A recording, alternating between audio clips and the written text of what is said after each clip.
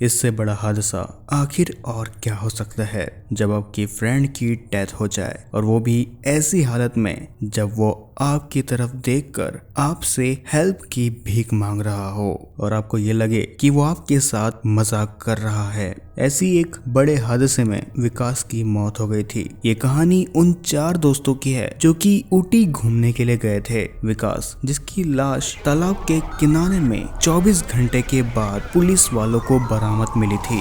विकास का पूरा शरीर खराब हो चुका था, उसकी पहचान करना मुश्किल हो गया था। लाश की पहचान उसके कपड़े और उसके जेब में मिले ड्राइविंग लाइसेंस से हुई थी, जिसमें विकास की फोटो थी।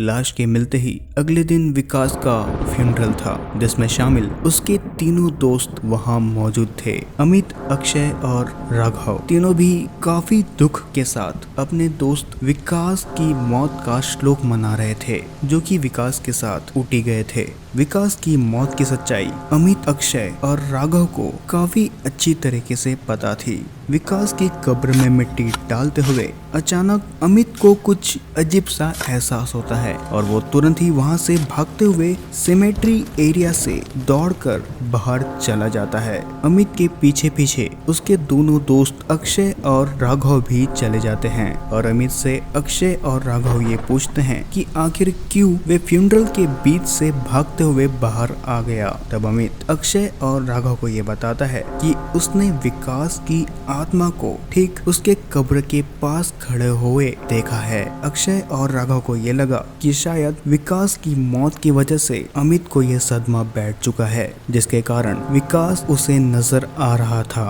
पर ऐसा था ही नहीं, बल्कि अमित को विकास कई बार उस फ्यूनरल के अगल बगल में दिखाई दिया और हर वक्त वो अमित को ही घूर रहा था। पर अमित ये समझ नहीं पा रहा था कि आखिर उसे ही क्यों विकास दिखाई दे रहा है, वो बाकी लोगों को क्यों नहीं दिखाई दे रहा था। खैर, फ्यूनरल से लौटने के बाद अमित, अक्षय और राघव अपने होटल में अपने अपने कमरों में सोने के लिए चले गए और रात को सोते वक्त अमित को अचानक अपने सेल फोन में एक कॉल आया। नींद भरी आंखों से उठकर अमित अपने सेल फोन को उठाता है और वो कॉल को रिसीव करता है। तभी अचानक कॉल के दूसरे ओर से अमित को कुछ अजीब सी आवाजें सुनाई देती है और फिर अचानक कॉल डिस्कनेक्ट हो जाता है। तभी अचानक अमित जब ध्यान से उस नंबर को देखता है तो वो नंबर विकास का होता है, पर विकास का फोन तो विकास के साथ ही डूब गया था और वो कभी मिला ही नहीं। एक अजीब सी कश्मकश के साथ अमित दौड़ते हुए अपने बाथरूम में जाकर अपने चेहरे को धोता है और चेहरे को धोते हुए वो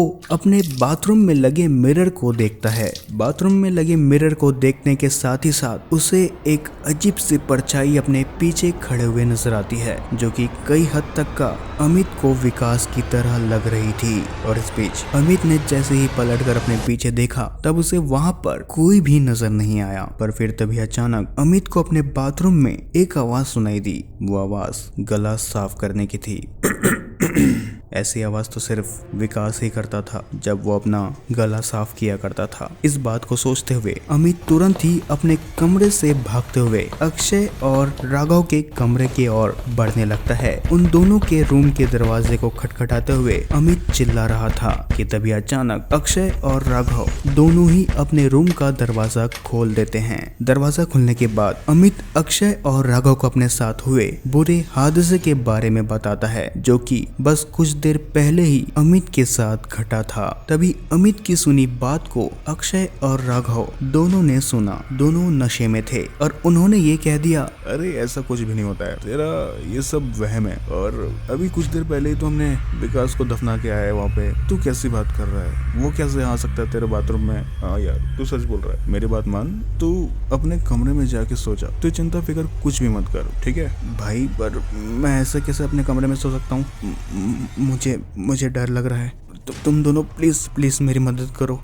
मुझे ये लगता है कि विकास उस कब्र में नहीं है, बल्कि वो मेरे बाथरूम में। अरे भाई, ये कैसी बात कर रहा है यार, रात के 12:30 बजे यार, चल, तुझे विश्वास नहीं है ना, चल हमारे साथ। हम तीनों उस कब्रिस्तान में जाते हैं जिसपे हमने कुछ देर पहले विकास को दफनाया था। चल। इसके बाद अमित, अक्षय और राघव उसी कब्रिस्तान में पहुंच जाते हैं जहां पर कुछ देर पहले ही विकास की कब्र को दफनाया गया था। उस कब्रिस्तान के गेट के पास वे तीनों दोस्त पहुंच गए थे, पर उन तीनों को उस कब्रिस्तान के अंदर जाने की इजाजत बिल्कुल भी नहीं थी।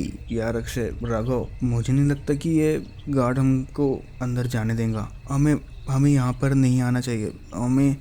हमें अपने रूम में वापस चले जाना चाहिए। तुम दोनों भी मेरे साथ चलो। अबे क्या यार, तू फट्टू है क्या? अभी इतने दूर आ गए तो चलना, अपने दोस्त विकास से मिल लेते हैं और मिलने के बाद तेरा वो वहम भी दूर हो जाएगा। हाँ, तू सही बोल रहा है अक्षय। चल यार अमित, ज्यादा टाइम खोटा मत कर और चल हमारे साथ। इसके बाद अपनी कार को उस कब्रिस्तान के एक दीवार के किनारे लगाने के बाद एक एक करके अपने गाड़ी में चढ़कर वे तीनों दोस्त उस कब्रिस्तान की दीवार को फान कर उस कब्रिस्तान के अंदर कूद जाते हैं। उस कब्रिस्तान के अंदर कूदने के बाद उन तीनों के कपड़े मिट्टी से गंदे हो गए थे, इसलिए वे तीनों दोस्त अपने अपने कपड़ों को झटक कर वहाँ से आगे बढ़ना शुरू कर देते हैं। 3-4 आगे कदम चलने के बाद उन तीनों दोस्तों को कुछ अजीब सी आवाज अपने पीछे सुनाई देती है। वे तीनों दोस्त पीछे मुड़कर जैसे ही झाड़ियों की तरफ देखते हैं, तभी इस बीच अक्षय अपने मोबाइल फोन के टॉर्च लाइट को ऑन कर देता है। आज दिन भर से काफी ज्यादा बारिश हुई थी,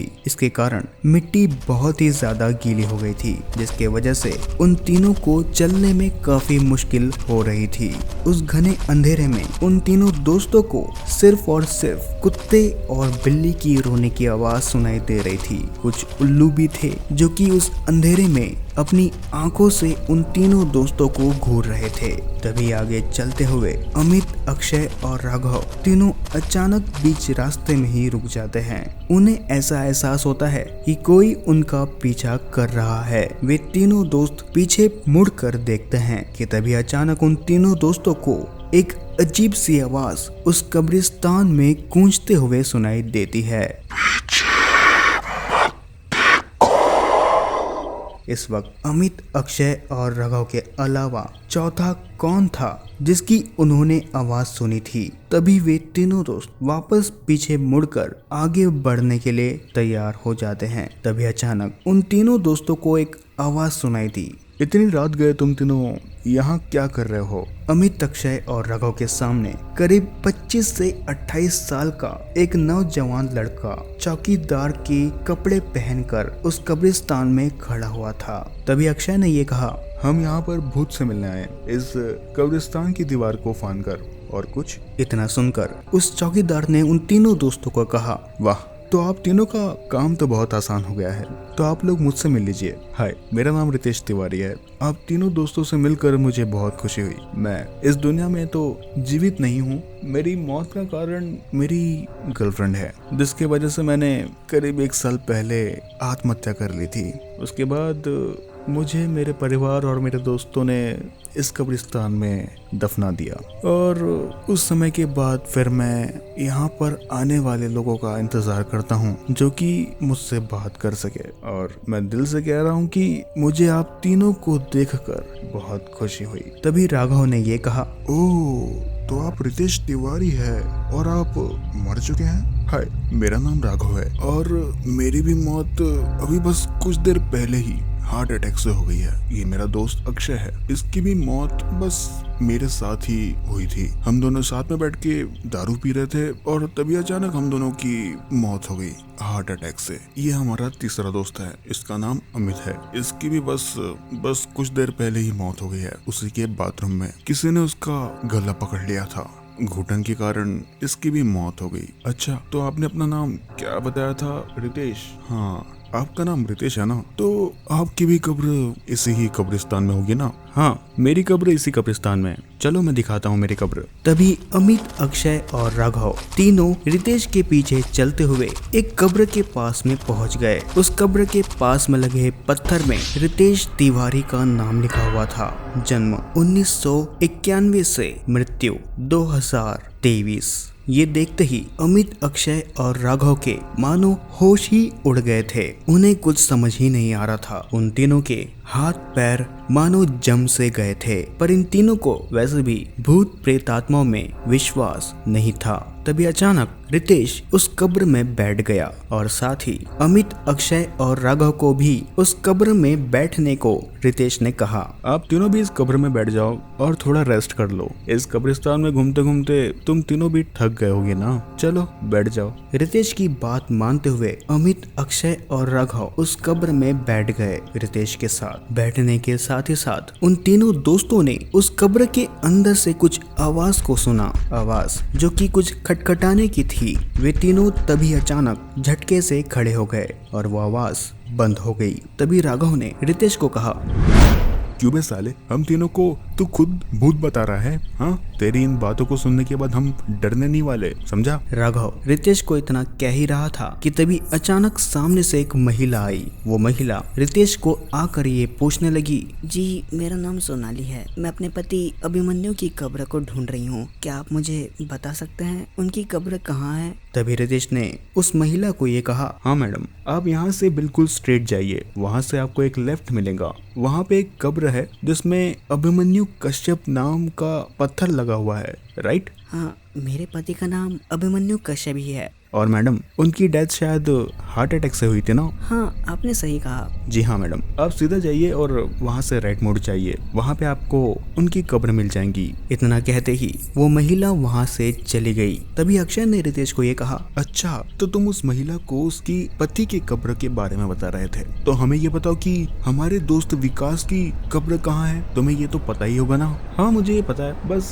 कल रात को ही उसे गाड़ा गया था, है ना? तो तुम्हारे दोस्त विकास की कब्र जहाँ तुम खड़े हो ना, बस उसी के नीचे है। इतना सुनते ही अमित, अक्षय और राघव ने जैसे ही नीचे देखा तभी अचानक उनको अपने दोस्त विकास की कब्र वहाँ नजर आई। वे तीनों दोस्त और भी ज्यादा डर गए। अरे तुम तीनों डर क्यों रहे हो? मुझे तो इतना तक मालूम है कि तुम्हारे दोस्त की मौत पानी में डूब के हुई थी। I am right? और इस बात का पता तुम तीनों को था और तुम तीनों ने अपने दोस्त की मदद नहीं किया।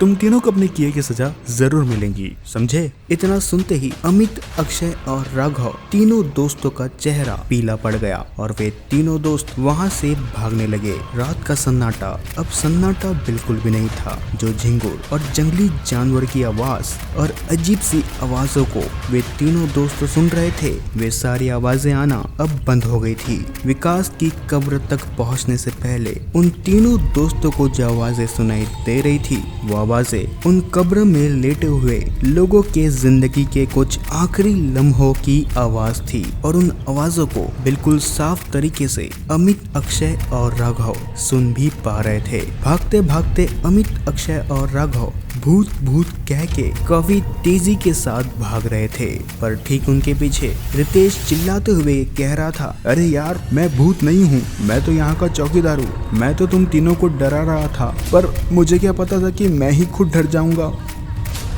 रात के अंधेरे में भागते भागते अमित, अक्षय और राघव पता नहीं कैसे उस कब्रिस्तान में खो गए और उस कब्रिस्तान के दरवाजे तक पहुंचा तो सिर्फ अकेला रितेश, उस कब्रिस्तान का चौकीदार। कब्रिस्तान में इतने साल बिताते हुए रितेश को आज से पहले ऐसा दृश्य और ऐसा अनुभव कभी नहीं हुआ था। उस कब्रिस्तान में ना तो आज से पहले ऐसी कभी घटना घटी थी और ना ही आज से पहले ऐसी अजीबोगरीब आवाजें रितेश ने सुनी थी। अगले दिन पुलिस को उस कब्रिस्तान के दीवार के पास में एक कार खड़ी हुई नजर आई और इसी के साथ उस कब्रिस्तान में 2 लाश मौजूद थी जिसकी पहचान अक्षय और राघव से मिल रही थी। पुलिस द्वारा कराए गए पोस्टमार्टम की रिपोर्ट में ये पता चला कि अक्षय और राघव की मौत रात के करीब 2:10 में हुई थी। अगर उन दोनों की मौत रात के करीब 2:10 को हुई थी तो उसी रात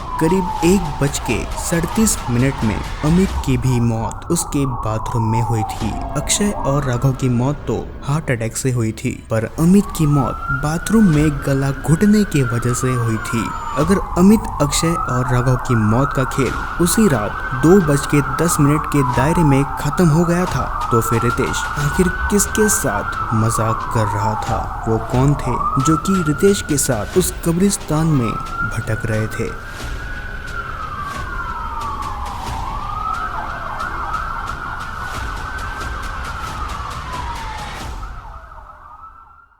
तो कैसे लगी आप सभी को आज की हमारी ये स्ट्रेंज स्टोरी। मैं आशा करता हूँ कि आप सभी को ये स्टोरी काफी ज्यादा पसंद आई होगी। तो अगर आप लोगों को ऐसे ही डरावनी कहानियां सुनना पसंद है तो आज ही हमारे चैनल स्ट्रेंज स्टोरी हब को सब्सक्राइब करें और साथ ही उस बेल आइकन को दबाना मत भूलिएगा, ताकि आप लोग ऐसे ही डरावनी कहानियों का आनंद ले सके और चैनल पे आने वाली हर एक अपडेट को पा सके। मैं मिलता हूँ अगली एक और नई डरावनी स्टोरी के साथ। तब तक के लिए डरना जरूरी है।